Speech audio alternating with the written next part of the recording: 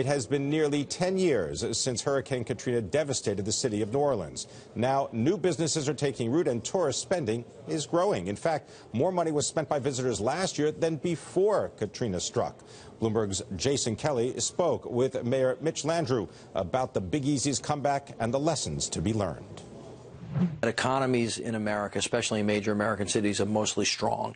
That there is a way to suffer great, tragedy and then find a way to move yourself back to where you want to be if you're thoughtful and you're strategic, and you don't just jump back to what you were, but you think about, what you want to be. And so in New Orleans, when the storm hit, everything was gone. The infrastructure was gone. We had to rebuild it back. We had to rebuild the government.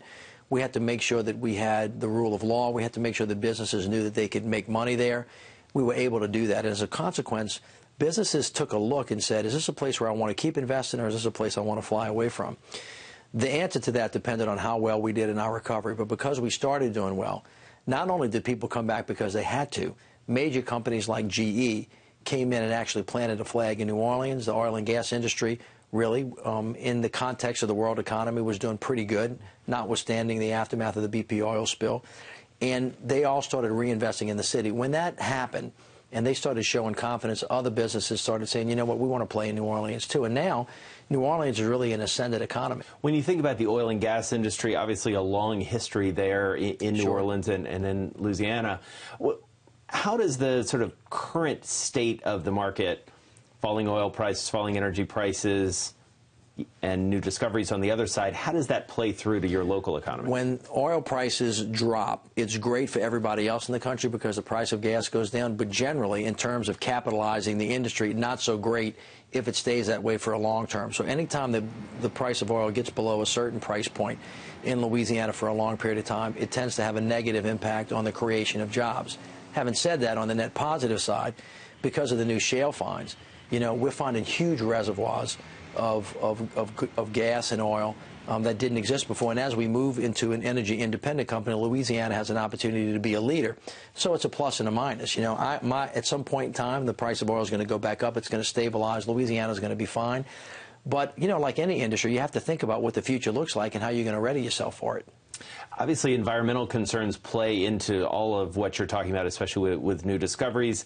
Given what you experienced with BP, are you getting the support you need from the federal government, from the state government to make you feel okay about the environmental impact? There's no way to make the BP oil spill good. It was a catastrophic event. I think that we've kind of regained our momentum since the BP oil spill, but it continues to raise the issue of how do you balance environmental concerns with the need to drill.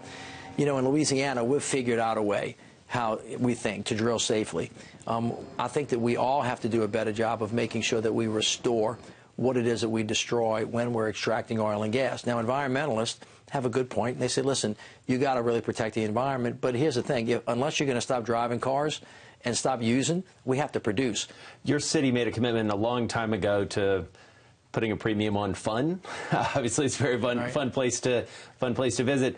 How has the tourism industry changed in the years after Katrina? It's actually doing pretty well. Actually, we made more money last year from tourism than we did before Katrina. We don't have the exact number of visitors back, but one of the things we learned how to do is to monetize culture, art, music, historic preservation, tourism, food. We're famous for our wonderful restaurants. It's not just a place to have fun. We actually make money at it. We actually have 600 more restaurants than we had before Katrina. Lots of jobs, lots of economic, output, and it's actually doing fairly well. A less sexy business, obviously, is trade. What are you hearing about the trade bill that Congress is weighing right now? Well, it's obviously a very contentious issue, and evidently the votes are very, very close. I think the president and the leadership are lobbying really both sides.